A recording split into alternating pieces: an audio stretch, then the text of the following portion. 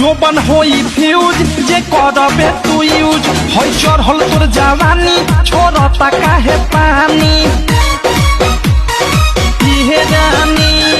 जोबन होई फ्यूज जे करबे तू यूज होई चढ़ल तोर जवानी छोड़ता काहे पानी लौकी तो बनी न्यूज जदी उठी से तार लौकी तो बनी न्यूज जदी उठी से तार होई तोर दोनों इंडिकेटर होई तोर दोनों इंडिकेटर तेरे दोनों इंडिकेटर हाय रे दो इंडिकेटर